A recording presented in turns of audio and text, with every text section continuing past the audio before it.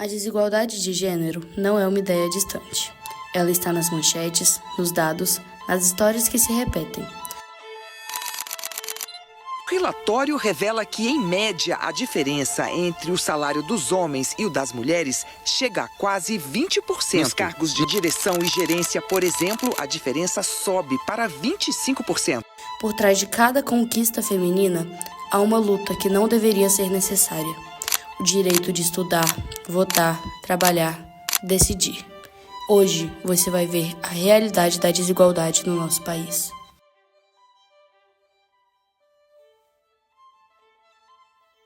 Nós sabemos que a desigualdade de gênero não começou por agora. Por séculos, as mulheres foram impedidas de estudar, votar e trabalhar. Cada conquista veio de muita luta e resistência. Mesmo hoje, muitas mulheres recebem salários menores que os homens na mesma função.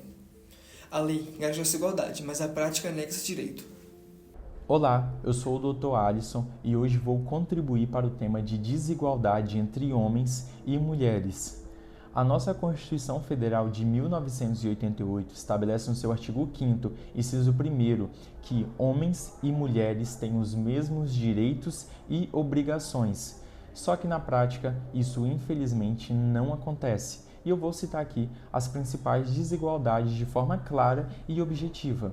Primeiro, as mulheres recebem salários menores que os homens, mesmo ocupando as funções semelhantes. Segundo, a dupla jornada. Além do trabalho formal, muitas mulheres ainda desempenham trabalho dentro da sua própria residência. E por fim, a pior de todas é a violência de gênero. Muitas mulheres ainda sofrem discriminação, assédio e violência apenas pelo fato de serem mulheres. Assim, mesmo que a lei reconheça esses direitos e reconheça a igualdade, a realidade é que a gente tem ainda muito a avançar.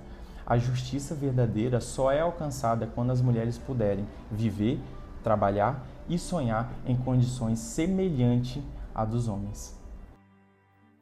A violência contra a mulher é fruto dessa desigualdade. Lei Maria da Penha foi criada para proteger, mas somente isso não basta. É preciso mudar mentalidades. Qual é a relevância desse tema para você? Olha, na verdade eu penso que é um tema extremamente relevante, né, exatamente para se discutir em sala de aula, né, com os adolescentes, com os jovens, né, com esta geração aí em pleno desenvolvimento, para que eles entendam essa diferença, né, na valorização a partir do gênero como uma questão cultural, mas que ela precisa realmente desse enfrentamento, desse processo de transformação, né, para que a gente não continue persistindo, né, eu arrisco dizer, nesse erro, né, porque a pessoa precisa ser enxergada como uma pessoa por inteiro, ou seja, na sua integralidade, não apenas na questão de gênero, que não tem que definir o valor da habilidade profissional e daquilo que cada um realiza. E como a psicologia se aplica neste tema?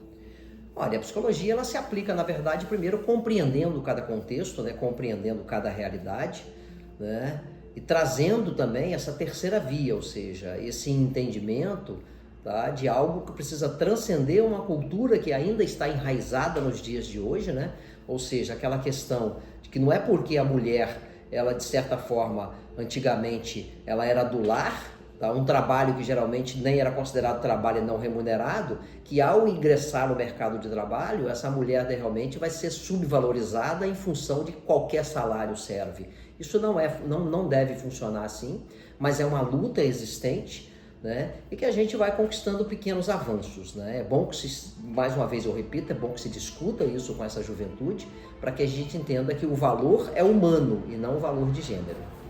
Dentro de casa, as responsabilidades deveriam ser compartilhadas. A Constituição determinou isso, mas o peso da realidade ainda recai por cima das mulheres. Estamos aqui com a Roberta, profissional da área de educação infantil. Agora eu irei fazer algumas perguntinhas para ela. Já presenciou situações de desigualdade de gênero entre alunos ou colegas de trabalho? Sim, isso é muito comum na educação. A senhora já sentiu, como profissional de educação, algum tipo de desigualdade em relação aos homens? Em todas as etapas do ensino isso acontece, na educação mais ainda. Culturalmente, a educação infantil, que é a etapa do trabalho, conhecida como uma etapa que cuida de criança, né? Cuida e educa. Né? Socialmente, a infância ela é algo delegado à mulher. Então, quando tem algum profissional masculino que adentra esse espaço, as mulheres que ali estão tendem a querer ficar cuidando desse profissional como se ele não conseguisse realizar esse trabalho. O direito de fala deles também é maior do que o nome. Quando eles falam, as pessoas escutam mais e valorizam mais a fala. E quais desafios ainda precisam ser superados para garantir maior equidade de gênero na educação?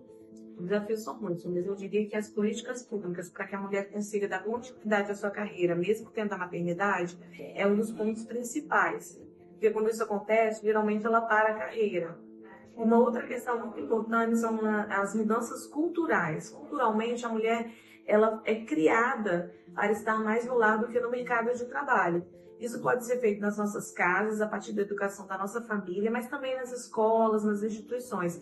Cada vez mais a gente tem que provocar essa reflexão de que nós somos capazes de estar em diferentes espaços, assumindo diferentes funções e com igualdade, né, salarial, com igualdade de voz, sendo respeitadas. A igualdade entre homens e mulheres não deve ser apenas um artigo da lei. Ela precisa ser vivida todos os dias para garantir que o nosso futuro seja mais justo e igualitário. E diante da bandeira do nosso país? A pergunta que fica é: será que nós estamos mesmo exercendo a cidadania que nos foi garantida? Afinal, a cidadania não é a garantia do direito só para uma pessoa, é a garantia do direito para todos. E a desigualdade social não é um desafio individual, é um desafio mundial e que só será resolvido quando cada um de nós assumir o compromisso de transformar respeito em prática e justiça em realidade.